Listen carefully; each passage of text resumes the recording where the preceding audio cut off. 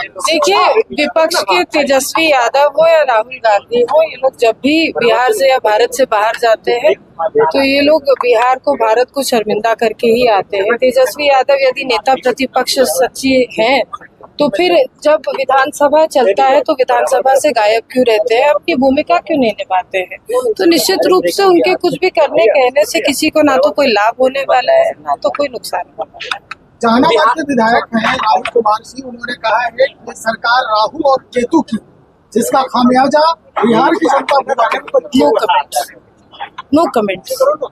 दीदी, बिहार में महिलाओं की सुरक्षा को लेकर सवाल देखिए, निश्चित रूप से जो भी दुर्घटनाएं इधर हाल में हुई हम लोगों के लिए बहुत ही चिंताजनक है, लेकिन अच्छी बात यह है कि गृह मंत्रालय माननीय उप मुख्यमंत्री सम्राट चौधरी जी के नेतृत्व में तत्परता के साथ काम कर रहा है। केसेस जो हैंडल किए जा रहे हैं उसमें तेजी दिखाई जा रही है। Justice may be delayed but it is not denied and that is the way forward. ऐसे बच्चों के लिए कुछ ठोस कानून, निश्चित रूप से मुझे लगता है कि ठोस कार्रवाई भी होनी चाहिए और ऐसी कार्रवाई होनी चाहिए जो उदाहरण स्वरूप ऐसे दरिंद्रों के का उदाहरण बनाकर आगे बिहार और भारत में इस तरह की घटनाएं ना हो, इसको टोटली कर्ब करना चाहिए। आईपीएल में बिहार, साथ ही साथ साथियों, आप लोगों को आपके मीडिया के माध्यम से ये भी बताते हैं कि एकलव्य रेजिडेंशियल स्कूल जो खेल विभाग की योजना थी, जो बहुत समय से कुछ समय से बंद हो गई थी, उसको फिर से चालू कर दिया गया है और एकलव्य रेजिडेंशियल स्कूल के माध्यम से अब बच्चों का रहना खाना और खेल की सही प्रशिक्षण भी अब दी जा रही है। इसी के साथ साथ जो हम लोग इंटरनेशनल और नेशनल कॉम्पिटिशन्स आयोजित कर रहे हैं बिहार में, तो एक तरफ बिहार के बच्चों को, खिलाड़ियों को नेशनल इंटरनेशनल कॉम्पिटिशन्स का एक्सपोजर भी मिल रहा है, साथ ही साथ अपने जो एमेच्योर खिलाड़ी हैं उनको भी सही प्रशिक्षण के साथ आगे आने वाले बिहार के लिए मजबूत खिलाड़ी बनने के लिए तैयारी भी की जा रही है।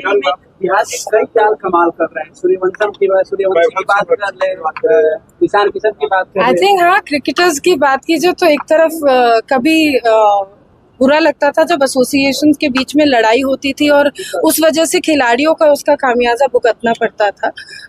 अब देखिए, वो लड़ाई भी नहीं रही और अब बिहार के बच्चे खेल के फील्ड में भी अच्छा कर रहे हैं। बीसीए जो बिहार क्रिकेट एसोसिएशन है, अब बीएसएसए के साथ, खेल विभाग के साथ आकर मोइनुल हक स्टेडियम का रिपेयर कार्य भी उन लोगों ने शुरू कर दिया है। खेल प्राधिकरण और खेल विभाग ने अपना इंटरनेशनल क्रिकेट स्टेडियम जो राजगीर में स्थित है, लगभग उसका निर्माण कार्य पूरा हो गया है। सभी चीजें, चाहे एसोसिएशन की बात हो या क्रिकेट ग्राउंड की बात हो, इनफैक्ट इंटरनेशनल इंफ्रास्ट्रक्चर की बात हो, सभी चीजों को एक तरीके से नियमित किया जा रहा है और मुझे लगता है कि आने वाले समय में एक मजबूत नींव खिलाड़ियों की बिहार में रखी जाएगी और अच्छे खिलाड़ी, खेल प्रेमी निकल के बिहार से आएंगे। जिला स्तरीय स्टेडियम्स की टाइमलाइन नहीं तय हुई है, लेकिन कुछ स्टेडियम्स ऐसे, क्योंकि बहुत लंबी पुरानी चलंत योजना है, तो कुछ ऐसे स्टेडियम्स है जो बन गए थे बहुत समय पहले, लेकिन आज उनमें जीर्णोद्धार की आवश्यकता है। मेरे ख्याल से और मुझे लगता है कि विभाग का भी यही निर्णय है कि पॉलिसी अब जो बननी चाहिए उस ब्लॉक लेवल स्टेडियम्स के ऑपरेशन और मेंटेनेंस को लेकर बनना चाहिए। नया इंफ्रास्ट्रक्चर बनाकर अगर हम उसे बिना उपयोग के छोड़ देंगे तो वेयर एंड टेयर होगा, तो उसको देखते हुए ऑपरेशंस और मेंटेनेंस की पॉलिसी हम लोग इसी साल लेकर देखिए, इसमें कोई दो मत नहीं है कि ये निर्णय लेने वाले लोग ना आप है ना मैं। हम लोग भारतीय जनता पार्टी के कार्यकर्ता हैं और भारतीय जनता पार्टी के लिए काम करते रहेंगे, चाहे वो पॉलिटिकल तरीका हो काम करने का या जो भी पद मिलेगा उस पद पर रहकर काम करेंगे।